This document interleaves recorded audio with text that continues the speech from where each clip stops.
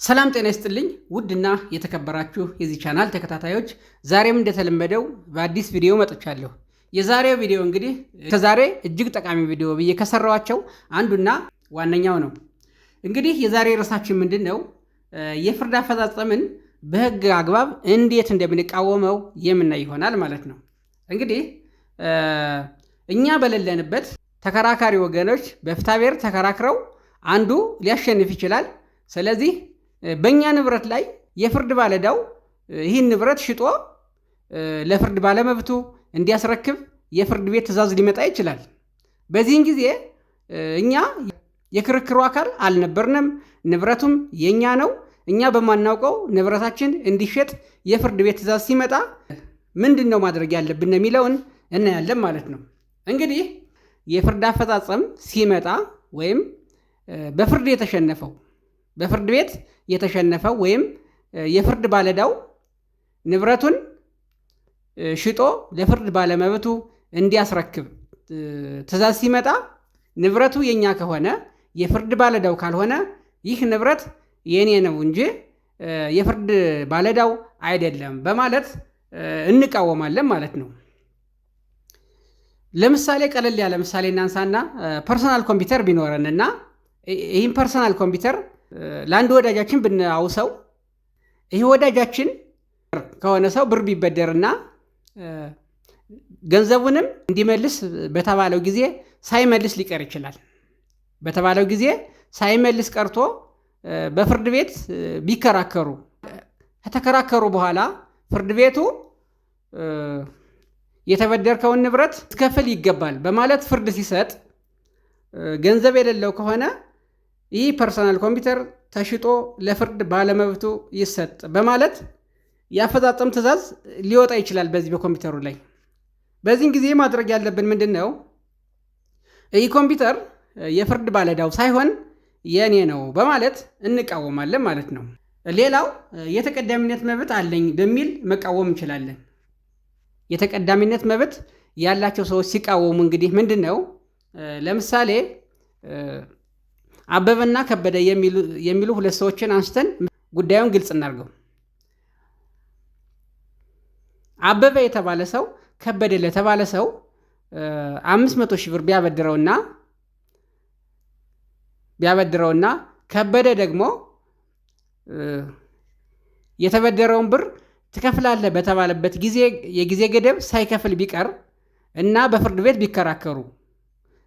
ቢከራከሩና ፍርድ ቤቱም ከበደ ቤት ካለው ይህም ቤትክን ሽጠህ ክፈል በማለት ውሳኔ ቢያስተላልፍና በዚህ ቤት ላይ በከበደ ቤት ላይ ያፈጻጸም ትዕዛዝ ቢወጣበት ይህ ቤት ተሽጦ ለፍርድ ባለመብቱ ለአበበ ሊከፈል ይገባል ብሎ በዚህ ቤት ላይ ያፈጻጸም ትዕዛዝ የፍርድ ቤት ትዕዛዝ ቢወጣበትና ቀደም ብሎ ከአበበ ከመበደሩ በፊት ከአዋሽ ባንክ 1 ሚሊዮን ብር ተበድሮ ቢሆን በዚህን ጊዜ ይህ ቤት ሁለት ዕዳ አለበት ማለት ነው። አንደኛ አበበ 500 ሺህ ብር ስላበደረ ተፈርዶለታል። ሁለተኛ ደግሞ አዋሽ ባንክ ከአበበ በፊት ለከበደ ብር አበድሮት 1 ሚሊዮን ብር አበድሮት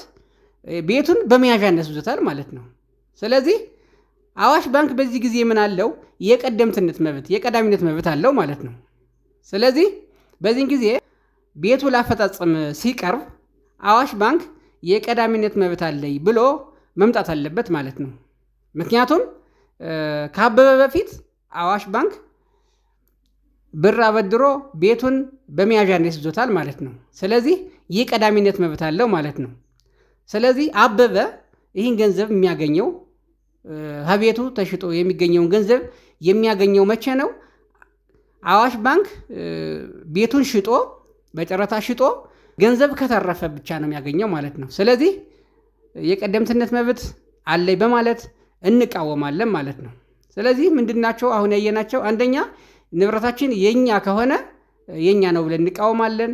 ሁለተኛ የኛ ባይሆንም እንኳን በንብረቱ ላይ የቀደምትነት መብት ካለና ወይም የተቀዳሚነት መብት ካለና የተቀዳሚነት መብት አለን በማለት እንቃወማለን ማለት ነው። ፍርዱን አይደለም የምንቃወመው፣ ነገር ግን የንብረት ይገባኛል ጥያቄ ነው እንጂ ፍርዱን አይደለም የምንቃወመው ማለት ነው። እንደዚህ በሆነ ጊዜ ምንድን ነው መሆን ያለበት? እንግዲህ በመጀመሪያ ክርክር ላይ ተካፋይ ያልሆኑ ናቸው። እንግዲህ እነዚህ ተቃዋሚዎች እንግዲህ በመጀመሪያ የክርክሩ አካል ያልሆኑ መሆን አለባቸው። የክርክሩ አካል አልነበሩም፣ ነገር ግን አፈጻጸም ሲወጣ ብቻ ነው የሚመጡት ማለት ነው። ሁለተኛ መቃወሚያውን ያቀረቡት ወይም ያቀረበው ሰው እስካሁን በክርክሩ ሳይገባ ቀርቶ አሁን በአፈጻጸም ጊዜ የመጣው በቂ በሆነ ምክንያት መሆን አለበት ማለት ነው። አቤቱታው ተቀባይነት እንዲያገኝ በቂ በሆነ ምክንያት መሆን አለበት የዘገየው። ምክንያቱም መጀመሪያውን ከክርክሩ ጣልቃ መግባት ይችል ነበረ። ከክርክሩ ጣልቃ ገብቶ ያልተከራከረው በቂ በሆነ ምክንያት መሆን አለበት። ለምሳሌ ምን ሊሆን ይችላል? ክርክር መኖሩን በዚህ ንብረት ላይ አሁን የኔ ነው እያለ በምንከራከረው ንብረት ላይ ተከራካሪ ወገኖች ሲከራከሩ የማናውቅ ሊሆን ይችላል። ወይም ደግሞ ሌላ አሳማኝ የሆነ ምክንያት መኖር አለበት ማለት ነው እንጂ ዝም ብለን ቆይተን መጨረሻ ላይ ንብረቱ አፈጻጸም ሲወጣበት ብንቃወም ፍርድ ቤቱ ምናልባት አቤቱታችን ላይቀበለን ይችላል ማለት ነው። ስለዚህ ምክንያት ያስፈልጋል ማለት ነው። የአቤቱታውን አቀራረብ ስንመለከት በጽሁፍ መሆን አለበት። እንደ ማንኛውም አቤቱታ በጽሁፍ ሆኖ መቅረብ ያለበትም ፍርዱን ለሚያስፈጽመው ፍርድ ቤት ነው ማለት ነው።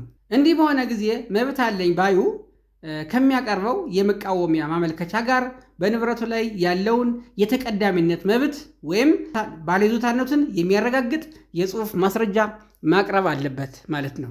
ይህ እንግዲህ በፍትሐብሔር ስነ ስርዓት ሕግ ቁጥር አንቀጽ 418 ላይ በግልጽ ተደንግጎ ይገኛል ማለት ነው። ስለዚህ የተቀዳሚነት መብት አለኝ የሚል ሰው ምን መሆን አለበት? የተቀዳሚነት መብት መኖሩን የሚያረጋግጥ ማስረጃ ከአቤቱታው ጋር ማያያዝ አለበት ማለት ነው። ለምሳሌ ባንክ ከሆነ ምን መሆን አለበት? ባንኩ የብድር ውሉን የተዋሉበትን የብድር ውሉን አብሮ ማያያዝ አለበት ማለት ነው። ይህ ንብረት ቤት ከሆነ ይህ ቤት በመያዣነት የተያዘ መሆኑን የሚገልጽ ውሉን ከአቤቱታው ጋር ለፍርድ ቤቱ ማቅረብ አለበት ማለት ነው። እንዲሁም ይህ ንብረት የኔ ነው የሚል የባለይዞታነት መብት የሚያነሳ ሰው ደግሞ ባለይዞታነትን የሚያረጋግጥ የሰነድ ማስረጃ ማያያዝ አለበት ማለት ነው። እንደዚህ ከሆነ የፍርድ ቤቱ ውሳኔ ምን ሊሆን ይችላል ወደሚለው ስንሄድ ንብረቱ እንዲሸጥ የሐራጅ ማስታወቂያ ወጥቶ ከሆነ ፍርድ ቤቱ አቤቱታውን መርምሮ ውሳኔ እስኪሰጥ ድረስ ንብረቱ ከመሸጥ ታግዶ እንዲቆይ ትዕዛዝ ሊሰጥ ይችላል ማለት ነው። ስለዚህ በቀረበው አቤቱታ ላይ ውሳኔ እስኪሰጥ ድረስ ይህ ንብረት አሁን ክርክር ያስነሳው ንብረት ከመሸጥ ታግዶ እንዲቆይ ፍርድ ቤቱ ሊያዝ ይችላል ማለት ነው። ይህ እንግዲህ በፍትሐብሔር ስነ ስርዓት ሕግ ቁጥር 418 ላይ በግልጽ ተደንግጎ የሚገኝ ነው። እጅግ ጠቃሚ ቪዲዮ ነው ብዬ አስባለሁ። ውድና የተከበራችሁ የዚህ ቻናል ተከታታዮች ለዛሬ ያቀረብኩላችሁ የህግ ምክር እንግዲህ ይህን ይመስላል። ጠቃሚ ነው ብላችሁ ካሰባችሁ ለጓደኞቻችሁ ሸር አድርጉላቸው። በሌላ ቪዲዮ እስከምንገናኝ ሰላም ሁኑ።